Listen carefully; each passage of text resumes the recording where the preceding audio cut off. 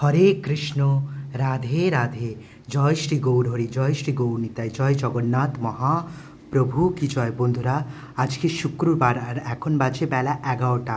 আমার ভগবান শ্রী গোবিন্দ স্নান করে সম্পূর্ণভাবে উনি রেডি হয়ে গেছেন। আর বাবাকে আজকে আমি ফুলের মালাটা এই কারণেই পরাইনি, কারণ ফুলের মধ্যে প্রচুর পিঁপড়ে, তাই যখনই বাবার গলায় পরিয়ে দিচ্ছে বাবার গায়ে পুরো পিঁমড়েতে ভর্তি হয়ে যাচ্ছে। তাই ভাবলাম আজকে ভগবানের গলায় মালাটা আমি পরাবো না, তাই ওই মালাটি আমি গেঁথে সুন্দর করে শ্রীমদ্ ভাগবত মহাপুরাণ গ্রন্থের উপরে আমি ভগবানকে ধারণ করিয়ে দিয়েছি।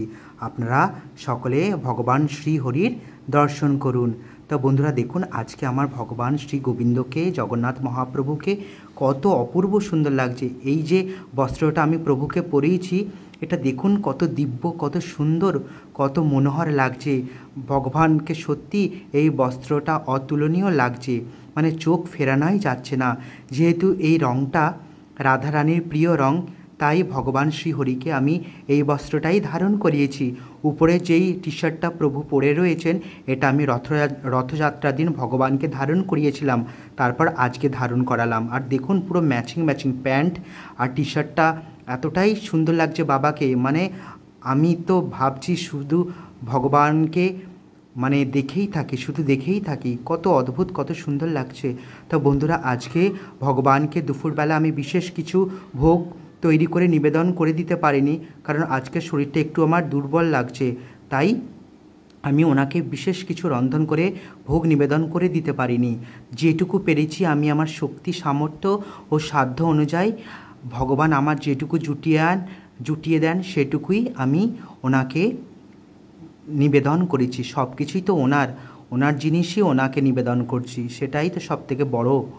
আর বন্ধুরা, আজকে আমি ভগবানের জন্য কি কি রন্ধন করেছি আপনারা সকলে দর্শন করে নিন। সত্যি আজকে ভগবানকে এত অপূর্ব, এত সুন্দর লাগছে, মানে সর্বসময় তো ভগবান গোবিন্দকে অতুলনীয়, অপূর্ব লাগে। ওনার কি রূপের ব্যাখ্যা আমরা করতে পারি? ওনার কি রূপের তুলনা করার আমাদের ক্ষমতা বা সাধ্য আছে? এটা করাও আমাদের পক্ষে মহাপাপ, তবুও আমরা সাধারণ মানুষ করেই ফেলছি।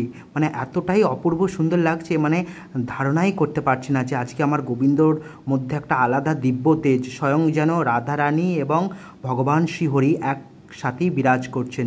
তো বন্ধুরা, আপনারা সকলে ভগবানের ভোগের দর্শন করুন, কারণ ভগবানের ভোগের দর্শনেই আপনাদের জীবনের সমস্ত দুর্ভোগ কেটে যাবে। আজকে আমি প্রভুর জন্য কী কী রন্ধন করেছি আপনারা দেখে নিন।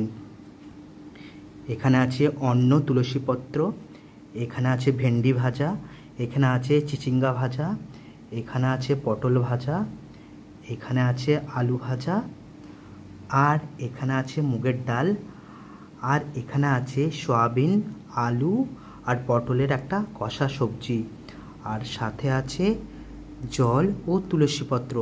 এটাই আজকে আমি আমার ভগবানের জন্য রন্ধন করে আমি আমার ভগবান শ্রী গিরধর গোপালকে নিবেদন করেছি।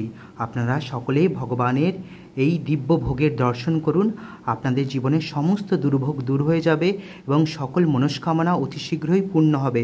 কারণ ভগবানের দর্শন এবং ভগবানের ভোগের দর্শন অভিন্ন। ভগবানের ভোগের দর্শন করলেই সাক্ষাৎ ভগবান শ্রীকৃষ্ণের, রাধা গোবিন্দের দর্শনের সমতুল্য। তাই আপনারা সকলে ভক্তি সহকারে ভগবানের সাথে সাথে ভগবানের ভোগের দিব্য দর্শন করুন।